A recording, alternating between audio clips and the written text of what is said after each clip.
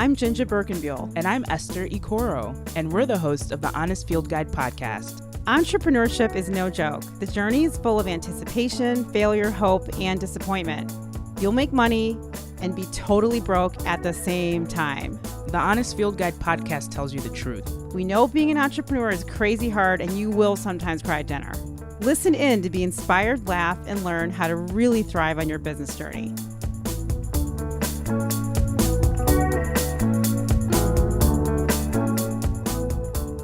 Today on the Honest Field Guide podcast, so this just happened. Personality, process, and purpose on social. Wow. Hey, Esther. What a tongue twister. Personality, process, and purpose. Yeah, PPP. Okay. The 3 Ps. Okay. Well, this is really important because when we talk about branding and the new age of branding, something that always comes up is personal branding. And when you are a business or the face of a business, your personality, the process behind scaling that personality on platforms like social media, and the purpose of that personality, the purpose behind your brand become very, very, very, very relevant. Mm-hmm. And the other thing is, how do you express your personality professionally? Yeah, that is the question, because what that looks like is changing, and we should talk a little bit about how it's changing. There used to be a time when you didn't get the opinions or words from a CEO of a company. They were an invisible entity that most people didn't even know who they were. Or you would see their information or, personality sort of in the letter to shareholder in an annual report. Exactly. Which is only accessible by a few people. The good old annual report. Love those. But these days, it's weird to me when I see a brand and I can't figure out who the CEO is, and the CEO doesn't have a presence. Yeah. Yeah, or you have an entrepreneur who has too much of a presence on social. There's too much personality, or there's too much personal stuff. Well, yeah, I don't think there's a such thing as too much personality, but I do think that not having the right bounds on what you share on social media can create a situation where it feels like you're giving too much of the wrong type of information to your audience. How about too much information? I think it's too much of the wrong type of information, honestly. Yeah. Because at scale, you can have a plethora of the right type of information. People like Oprah, who has a machine that is putting out an unending amount of information. So it's not too much information, because I listen to Super Soul and I listen to Masterclass, 2 podcasts. Mm-hmm. Right?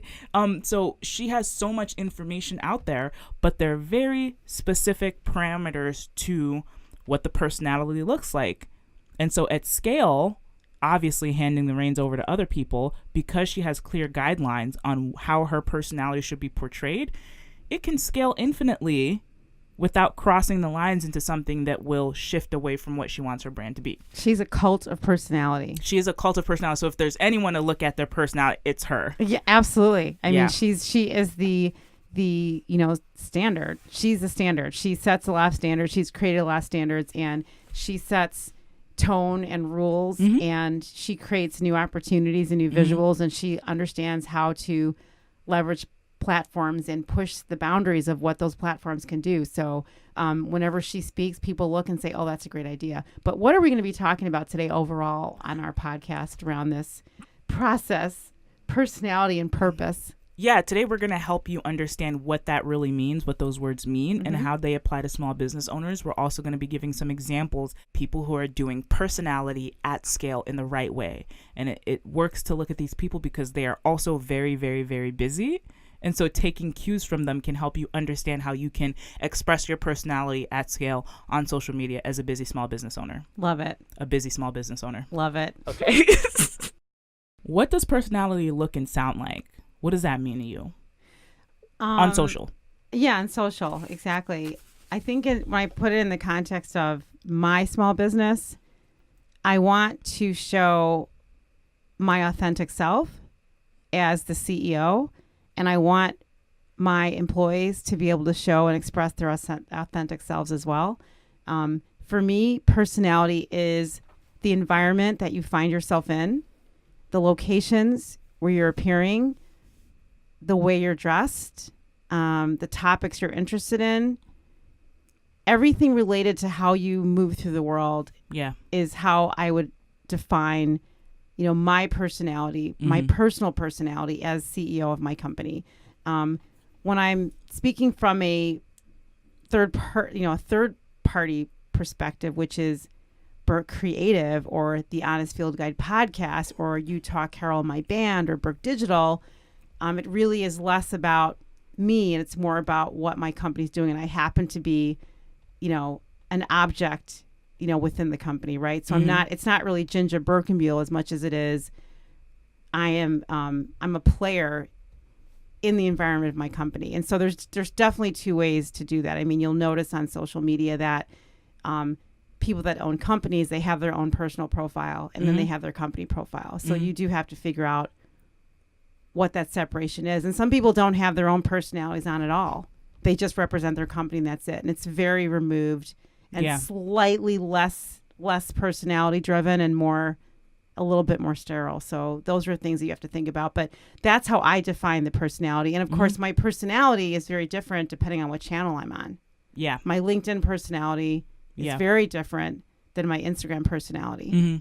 I would suggest the same thing for you. I mean, how do you view your personality, Esther, in the context of Esther Ikoro, as a woman entrepreneur, and Esther Ikoro as an employee that, works at Birk Creative? I mean, how do you define personality? Yeah, I think personality to me is context.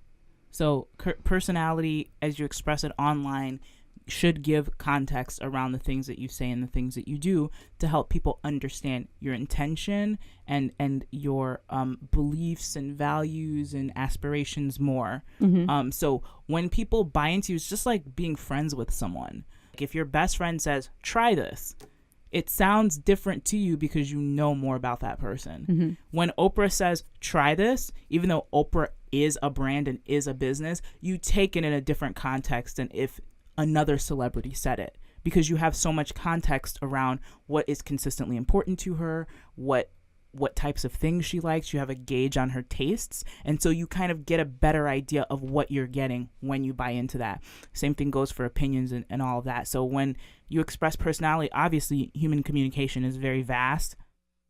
So it's about using different realms of communication, whether it's audio, whether it's visual, what have you, to give context to whoever you're speaking to about who you really are and what the things that you're saying and doing mean. I mean, but she's also over time developed credibility and trust. Yeah, and that is important. That's huge. I mean, because a lot of people recommend a lot of things. But it's a whole lot different when Oprah decides to say, do this thing. And that's part of her personality. That credibility and that trust is part of her personality. But she's built it up over time, and she's been very careful and strategic and methodical about how she does it. And I think that what we have to do as entrepreneurs that haven't had marketing backgrounds or haven't had media backgrounds or haven't been trained on how to photograph environments or film, things like that, we have to trial and error, make mistakes, do new things online, within reason that have high integrity and high value,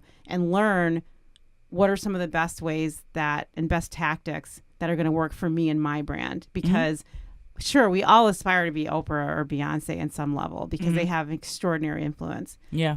Right. But that did not happen overnight. No. And now, I would suggest even with Oprah, which I love about what she's doing on social, unlike an earlier conversation we were having where some business owners phone it in and they're making no changes, she is constantly reinventing herself. She's evolving. Constantly evolving. And I think that we have to evolve too. I mean, all of us as entrepreneurs must evolve, especially if we don't have the bench that Oprah has. I mean, Oprah has people working for her all over the world. Yeah. And she's built other people's careers. Who amongst us as small business owners can say, I have built hundreds of careers? Yeah. Yeah.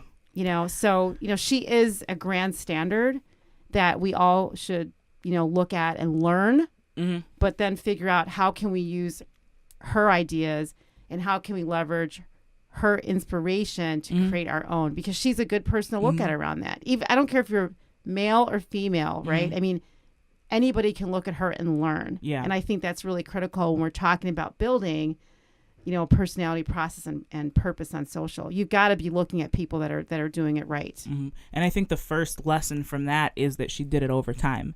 And so when you talk to people about first getting out on Instagram, on Twitter, on Facebook, on YouTube, different on LinkedIn, on all of those different platforms, the first lesson to learn about people who are established entities are that they built up their audience's attention and trust over time through consistency. She's also really positive, right? I mean, I think that, she stays positive and keeps positive and presents positively. Who knows what's happening at the production meetings that they have every day, right? I mean, I'm sure there's people pounding on the table and there's lots of disagreement because that's what happens when you're doing creative work and you're doing strategic work and messaging around audiences. But generally, when you look at her feed, you're always, there's a little smile that comes to your face, and there's a little sense of uplift and hope and coming up, and you also consider her brand, and even though she is beautifully dressed all the time, intentionally, makeupless or makeup full. Everything, there's a reason and a purpose for everything she's doing. You're not ever getting the feeling that she's trying to be, she's not trying to be something she's not. And she's also not necessarily trying to beautify herself, really. She's trying to find ways to help you think about beautifying yourself. And so she's always offering something for the audience. And I think that when we're talking about developing that message on social, there needs to be something for the audience to want to do or want to feel. Yeah, and it's beyond them looking at admiration, right? Because it shouldn't be that about admiration. So it starts with two things. It starts with knowing who you are and knowing who your audience is, because knowing who you are will create some sort of bounds of authenticity. Knowing who your audience is will help you understand how you can serve them. But if you only know who your audience is and you don't know who you are, then you get into that dangerous place of, if that was the case, then we would all just be posting pictures of puppies all day because those get a lot of likes and a lot of attention. You do have to know yourself. Right. Know thyself, as they like to say. Right. You do have to know yourself. But also there's sometimes you can know yourself too much and cross the line. Right. So that's part of the difference between having a personal brand and a personality driven brand. Right. So maybe that's not the right way to say it. Well, no, I think it is the right way to say it. I mean, a personal brand may not necessarily be a business brand. And I guess we have to figure out, what are we talking about? I mean, they're almost the same to me in some ways, just because we've watched them using social media happen and vice versa. Like, we've watched people go from just being personalities to then attaching products that are now full-fledged businesses. So who would be an example of a personality that you think started off as a personality and then, went through that process of personality to process to product? Yeah, I think Gary Vaynerchuk is a good example. Yeah, because the interesting thing about him is that he has a completely separate business, VaynerMedia, that's wasn't personality driven. Right. He had his dad's wine business, wine library, all that stuff. His going into his now digital consulting for small businesses is purely from the fact that that is part of his personality brand that came afterwards. That he's the child of immigrants. You understand the struggle of all of the things that then motivated him to be like, I'm taking control of this and I'm willing to sacrifice this much to get to a place where I feel this way. Because when we first came to America, this, and this. It's why the hero's journey is so good when it comes to storytelling. And I think I love that because I feel like... Because what happens in the hero's journey? Sometimes someone dies. Spider-Man's uncle dies. Don't tell it! Oh, please. Don't tell it! That's a spoiler! Spoiler alert. If you don't know, okay, any hero's journey, Frodo, something happens where... Frodo, I love it. There's always in storytelling, because it really is about storytelling. The stories you tell about yourself is the way that you get your personality out there. When you give people context, you become the hero of your own story. Yeah. And so then when people see you struggle, when Frodo is like, he wants to put on the ring, but he doesn't, you take it differently. Right. Yeah. And I mean, I like it because when you trust yourself and trust your audience. Yeah. that you know that they're not going to judge you because they're thinking in their heads. I had that journey too. Exactly.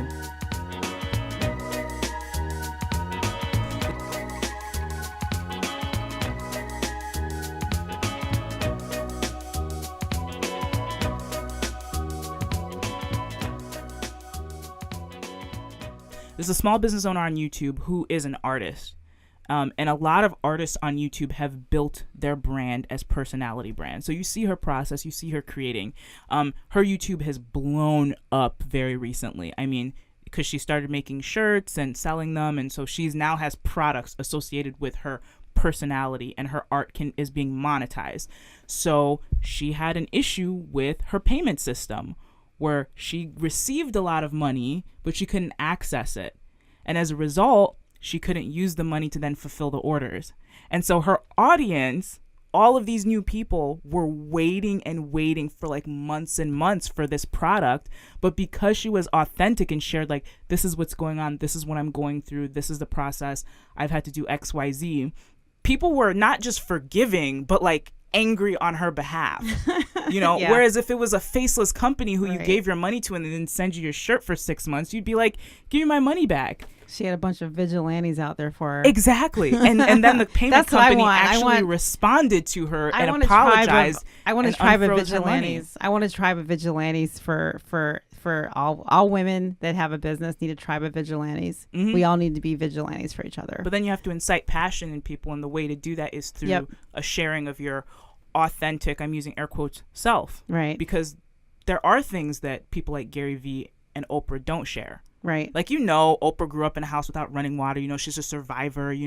All of these struggles that she went through her early career, getting the perm and, trying to do the news stories she thought that people wanted to hear, and then feeling like she was betraying her authentic self and then coming back. There's a hero's journey in there that, you don't know everything about her personal life, but the things that to buy into. It actually, how you feel when you about bring her. that up, it actually makes me wonder, she became way before social media existed. Mm-hmm. And I wonder, what does the next Oprah Winfrey look like in today's environment? How do you get to where she is in today's environment where we're talking about how to be authentic, how to be your true self, how to know yourself here, and how do you build that up, especially given that when she came up, there was really not a lot of people doing what she was doing. Now everybody's doing it, right? I mean, everyone's out there. So and that kind of brings me to the place of, how do you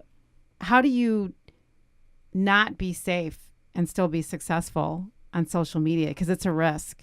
A lot of what we're talking about is very risky for non-celebrity, non-nothings who haven't done anything enough to make the kind of money that they're willing to risk it all, for a place like social media, because you can make or break yourself on social. You can lose your job on social. You can have a client that says, that was the worst thing I ever saw.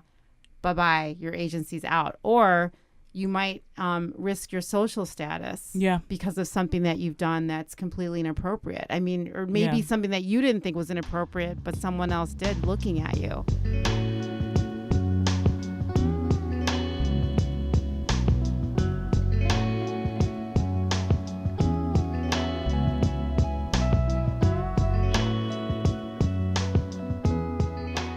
Businesses have certain values associated with them. Like, Nike isn't gonna pair up with McDonald's on something necessarily. I'm not saying they do or they don't. I'm just saying when you think about their brands, you kind of get a feeling about the values and the actions and what the tribe associated. Now, sometimes those tribes will cross over, but they serve very specific purposes and they push, in quotes, different things. It's always a risk. Like, even having having a social media channel period is a risk. Having a brand period is a risk, because when you express that brand, you can be making baby clothes and someone would be like, why are you making so many blue clothes for girls? Right. Like, you're always at risk, but in the age of visibility, I mean, someone can go, even if you're not on there, and review your company on Yelp and say one of your employees said this, this, and that. Like, that's not on social media, but now it is. It's just that it's an amplification of all of those things. I think that the best way to approach it is to know that in establishing your tribe, there are going to be people who are not part of your tribe.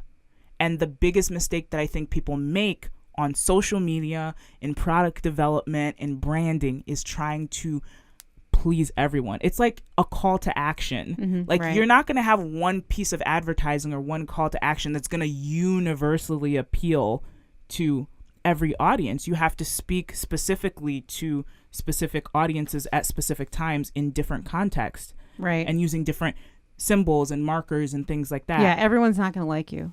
Exactly. Everyone's not going to like what you're selling. Everyone's not going to like the way you look or the way you talk or the way you act. I mean, everyone... Or think that you add value to their lives. Exactly. But if you know who you are and you know what's important to your audience and you focus on adding value to who your audience is, right, then you'll begin to, and that value is authentic. Because I think that's also part of the problem. A lot of people, I mean, I'm all for business and capitalism and really doing this in a regimented, scalable, studyable way.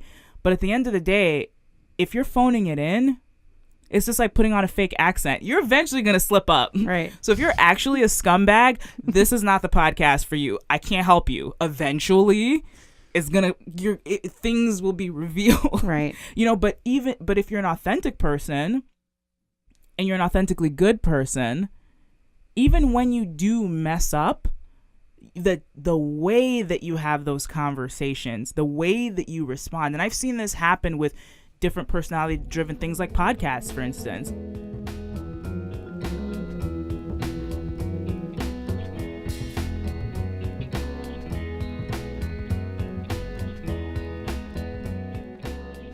There's a really interesting podcast called The Bodega Boys. They are 100% personality-driven.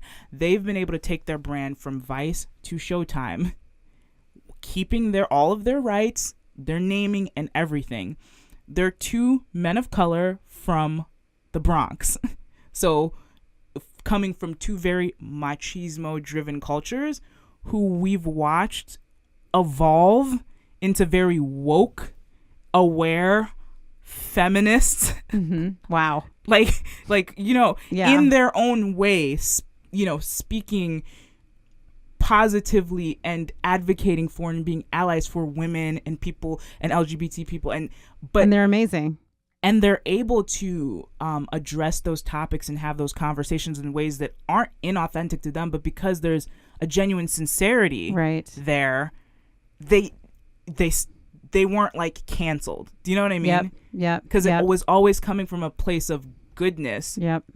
There's no one who's ever going to be able to do everything right all the time. I mean, and coming up with conversations that express your sincerity, I think is important, because you've got to figure out what you really believe in and what you really love so that you can express it effectively. And so I always talk to entrepreneurs and small business owners about finding the thing that you're really, really passionate about. Yeah. Because when you talk about the thing you're passionate about, you will always win. Yeah. You'll always win it. When you start trying to make things up that you don't believe in or don't care about, it's not going to work for you. You won't even be able to sustain it. You can't even, it gets exhausting. It does. It gets exhausting, right? You have to think about it really hard. It doesn't come naturally. Yeah.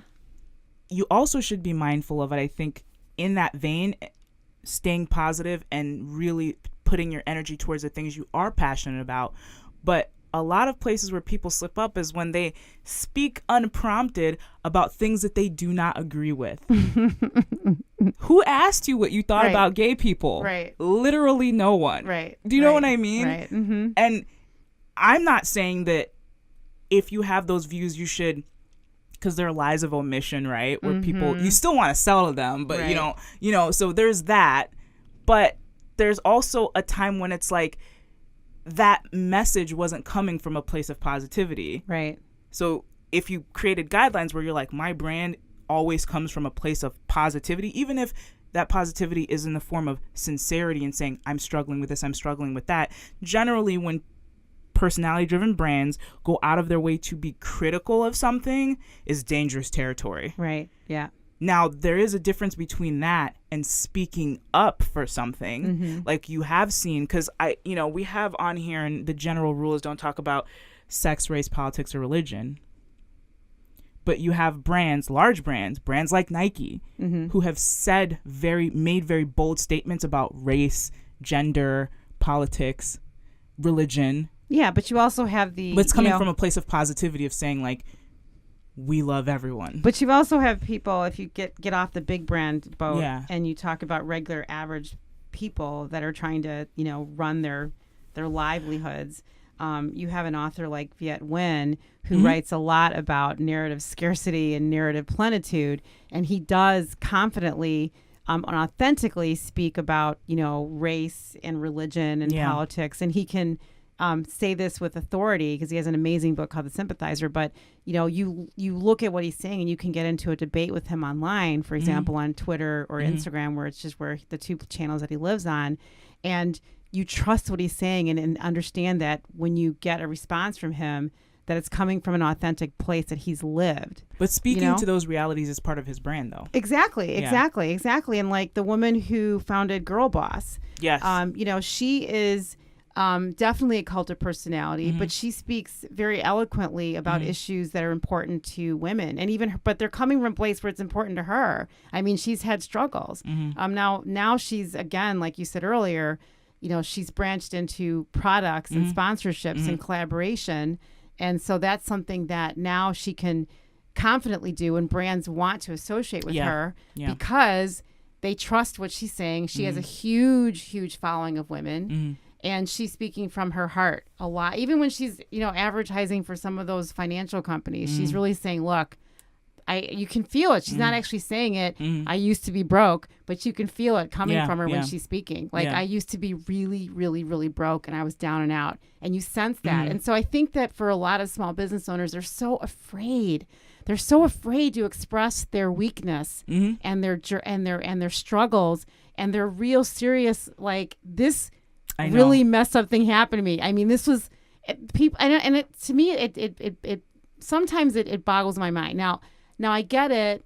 It's the exact opposite of what we've been told to do our whole lives as students, as professionals, as women, as men. Right. No one has been taught to talk to people about the things that you're struggling about, especially people you're trying to get to buy things from you. Right. But I mean, if you, it's true, and it's almost impossible to not do that now, because we have this explosion of social media. It's if you really want to grow, people want to know. They want to know you. They want to know what they're buying. They want to know who they're listening to. They want to understand what they're learning and where is this person coming from? Are they real, or what's going on here? So it takes a lot to, lift yourself out of that when you are trying to build your brand online. I mean, you have to have a reason to be there, and it's got to come from a real, authentic place. Otherwise, you drown, and not only that, but you can't even help anybody else be successful. So if nothing else, if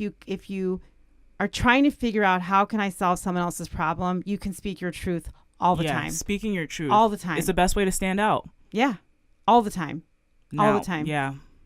I mean, there's some truth that, I mean, we should talk a little bit about when you should not. I mean, there is a line to be drawn about your truth, and maybe you've just given away too much information, and you're sort of like, people are looking at your channel like, it comes from a place of positivity. It's like cringy. Like, my son calls it cringy. Like, Mom, that was really cringy. It always has to come from a place of positivity. It's like stand-up comedy, right? Is a good example, because that's something that it takes you to a place of tension, and then it relieves the tension and takes you to a place of tension. Now, I don't know about you guys, but I've been to open mics where someone has, what I call, stopped doing comedy and started just talking. Really? Yeah. Like, what do you mean? They've just started talking. I'm waiting for you to relieve the tension, but that relief hasn't come. And then you're not telling a joke. Okay. That's the thing. You're always in the process of telling jokes. Some jokes are very short, where you hear the premise, the punchline, and then the payoff. Sometimes it takes longer. Like, you have longer form people who do it in the form of storytelling, but you still always get those parts, so your audience trusts Right. that it's going to come back to a place of positivity. Right. So when Gary Vee talks about living in a tiny studio apartment with a bunch of relatives, you hear that and you feel discomfort for him for that. But then he tells you how it motivated him to be who he is. When people talk about their struggles or if they're having a bad day, you know that the next 15 posts aren't going to be about their bad day. They're going to let you in, give you some insight. You feel a way, you're rooting for them. It always returns to center, which is this is always coming from a place of positivity, which is why it's important to know yourself. Yeah. You know, I got to tell you what does drive me nuts. What? So, there is such a thing as too much positivity. Oh, it gets annoying. Because okay? it's inauthentic. It gets annoying. I mean, you feel like you're being gaslit. That's like the inauthentic part of it. Yeah. Where I mean, you but some have people to balance it with like, I'm a real person. I'm positive, but I'm a real person. Yeah. I'm a And real person. I mean, it's seriously, just like bing, bing, everything is not. you can Everything's gauge. not like hopeful and roses and like sugar plums and things like that. Absolutely. You know, it's like your life cannot always be like that. Like there are, No. People need to, when you're personality selling your brand, because there is a way to not personality sell your brand. It's challenging It's for called paid entrepreneurs. advertising. Yeah, it is called paid advertising. You're absolutely right. Paid advertising is not personality selling. That's paid search. It's not like we're not talking about that. We're talking about organic experiences and developing audiences and tribes and people and communities that don't have anything to do with you putting money on the table and getting people to pay to watch you. But there's environments where I've been in where you'll be sitting around a table with your girls, you're all business owners and entrepreneurs. You're talking about some of your struggles, and you'll inevitably get one person that says and looks at you and says, you're being so cynical. Everything's joyful and happy. Why does everything have to be this way or that way? Everything's going to work out just fine. You're like, no, everything is not going to always work out just fine. You're trying to gaslight me, and it's not true. I mean, and you can't be out there thinking that and saying that because number one, you're giving some people that really do need help a false sense of promise. Yeah. On the other hand, what are you teaching someone? It's a lie. But this is the answer, and it goes back to what I was saying. What's the answer, Esther? I need the answer. The answer is that the ultimate form of positivity is authenticity and sincerity. Oh, yeah, true. That's the truth. Okay. Yeah. Because positivity, like we say the word positively, I think we have because of the internet, we have a very stagnant view of what that actually means. Like when I think about positivity in air quotes, capital P, I think about like motivational memes. Right. Like you go, girl. You're always one more blah, blah, blah from blah, blah, blah. Like, you know what I mean? Just when you like that's what I think of. Hang in there, kitten. Like I think of that. But the real authenticity comes memes. from, okay, I'll give you an example. Mark Maron is a comedian who on the outside and for a long time sounded like a crabby old man. Mark Maron is one of the most lovable comedians. Lovable. He's like Oprah. Likeable, lovable. Lovable and likable. Mm-hmm. He's able to have conversations with people. Well, there's a difference between lovable and likable. He's lovable. Okay. He's lovable. Okay. Oprah's likable. Yeah. I don't know that I would call her lovable. She's too big. Right. So there's a sense of distance. Yeah, she's too big. Mark Maron Yeah. is lovable. Yeah, I think Michelle Obama's lovable. Yeah. Right? She's lovable and likable. And that's mostly because when the way that they were you want her to hug the you. way that they were introduced to the world and the platforms and the ways they utilize those things. Mark Maron is able to have conversations with people across industries and have them open up in ways that the only other person I've seen them open up to in those ways about really deep, intimate parts of her life have been with Oprah. Right? And you're like, but how did you get, he's been so open about his struggles with addiction. He's been open about all of these things that you're rooting for him, and he's evolving as a person in front of your eyes. And so he is a place of positivity. Like people write him letters. You know what? And I love that you said rooting for, because I think that when you're an entrepreneur trying to build your tribe, which really, I mean, you and I, Esther, we're always like build it online first, mobile first, social, mobile, get yourself out there. It's important when you're an entrepreneur to be authentic because people will root for you. even when you're failing and when you're successful. And Yeah. I think that when you are out there on social, and we both believe very deeply and intensely about social media, because you can build a huge audience, a build tribe. You can make a lot of money on social media as an entrepreneur. You can do all kinds of things, whether it's money, like actual money, or the currency of attention, whatever it looks like. But when people start to root for you and they want to see your success and they want you to be winning, that's a place where you figured out, I've got the secret sauce. I know what's working. It makes sense to me. And this is the kind of thing that can help you drive not only building a bigger audience, but it can eventually convert to the place you talked about earlier, which is, products and services and selling things to help people say, you can trust me, consider doing this thing, or consider buying this product, or consider, consider hiring my company, because I know what I'm talking about. I've developed this relationship with you and it's real. And you know me, you know my story. You know me, you know who I am. I mean, I am constantly challenged by, especially women, business owners. They're so reticent about telling their stories. There's so many of them, not all, but many of them, diminish their successes. They don't want, they have guilt, a lot of guilt. There's a lot of guilt. They don't want to really talk about, things that have hurt them. Some women are really bold about things that have hurt them, and they're able to own that and get out there and speak it. Yeah. But many women are not willing to take those kinds of risks. And I think that it's hurting them, especially on social media, because they're not building up big enough audiences.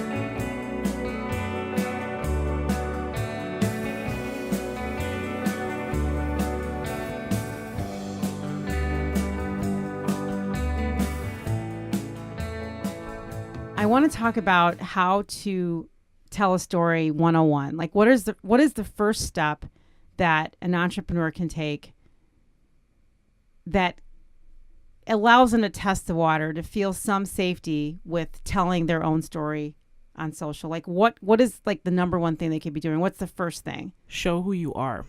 How would you do that? Photographs, videos, photos and video. Show who you are. Give context around who you are. A good example is there is an Instagram influencer he goes by the name of Blue Collar Prep. Blue Collar Prep. Yes. Which is a very specific, conjures up a very specific image, and that's exactly what it is. He's a guy with a scruffy beard, but he's very well dressed, and he gives off this vibe of being blue collar but well dressed, and really embodies that in a lot of different visual ways. Okay. The interesting thing about him and the way his brand has changed over time, because he has pretty big sponsorships now at this point, he started showing a lot of his pictures have his son in it. Now, he could just be, there are lots of Instagram fashion influencers who also have brand endorsements. He's a good enough looking guy to just be in front of the camera in those scenes by himself. But he's purposefully shifted his brand to really show himself as a father. So sometimes his son will dress up in similar clothes to him, and they're in those scenes together. That tells a very specific story about who he is and what's important to him, that opens up a different lane of audience to him. So now, a female audience that loves the fact that he's a family guy are also making note of the products that he's selling for the men in their lives. So it's about, when I say show who you are, it's really about what's important to you, what matters to you, what are you passionate about. So it's not just like, I'm thinking about this one woman who she has a company, and I've really been interested to hear her speak and to talk about what's important to her and what's meaningful. But all I ever get are images of her on stage, or her, having a glass of margarita in her hand because she's traveling to a place where she just gave some kind of a keynote somewhere. And I'm just craving to say, who is this woman? What's really going on? What is really going on? What is she doing? And I don't think that her lack of sharing is really helping her brand. I think it's actually hurting her brand. I think she's too distant from what she's trying to do and what she's trying to sell or communicate. And so I hear what you're saying about the blue collar guy. But I feel like sometimes if you just propped up a camera and sat and just talked about, where you came from, how you got to where you are today, what motivates you, what hurts you, and what advice would you give to the next person. Those kinds of things can help you set yourself up for success, and you'll get better and better and better and better at this. Ariana Huffington is an example of someone who had a transformation politically because of something that happened with her husband. And she not only divorced her husband, but they tried to destroy her career, a lot of forces around her, but she relaunched her brand and she brought a whole lot of women with her, and she continues to bring women to her platform, and she's very expressive about herself, and she speaks truth all the time. And I feel like there has to be a way for a small business owner to overcome their fear of sharing so that they can drive visibility and help them present themselves as thought leaders, because there are so many. Entrepreneurs are different. They're not like everybody else. They have a different way of thinking and they're creating things, and people need we're going to have a podcast at some point on networking, and one of the ways to help yourself feel better about networking is to start networking in a place like social media, where you can share and meet people and have conversations and get comfortable and start helping other people learn how to use their cult of personality.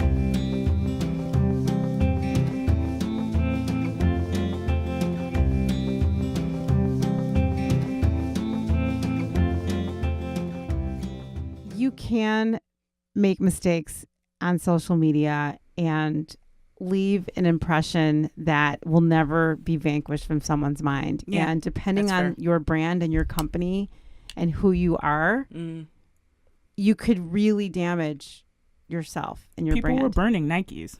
Yeah, exactly. But right. You know what? Exactly. A lot of people will be lifelong wearers. Exactly. So and I think that one of the questions that I get sometimes is, how do I know what I'm saying is too personal or not? I'm not bringing this up as a way to just undo everything we just said about, Oh, no? what you need to do to just go for it, put yourself out there. But there's certain things you've got to think about. That's why it's important to write it down. In advance. Write it down in advance. Writing down who you are and what you're about and what's important to you and what's relevant is really critical. Also practicing this over and over again, indicating how you're going to communicate, how you can be different today or different tomorrow, or what slight changes can I make? Just being repetitive about sharing information about what you're doing and who you are and what your story is.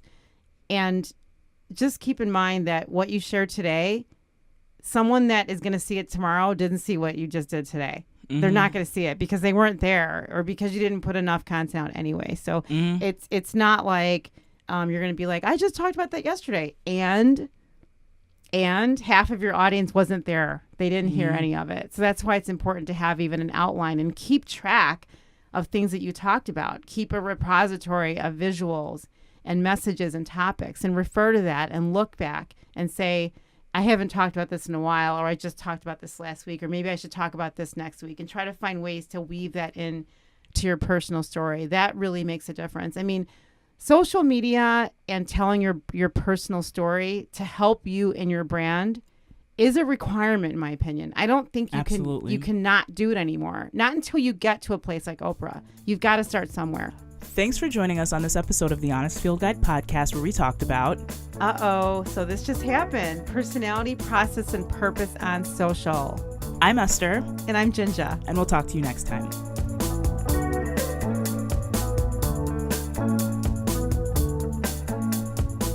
The Honest Field Guide podcast is produced by Birk Creative, written and created by JinJa Birkenbeuel and Esther Ikoro. The podcast is recorded in the innovation and technology capital of the Midwest, Chicago, at Stomping Ground Studios in Ukrainian Village. Original music is written by and provided courtesy of Utah Carol. Follow Honest Field Guide on Instagram and Twitter. The opinions expressed on the Honest Field Guide are opinions only and only represent the views of JinJa Birkenbeuel and Esther Ikoro. Bye.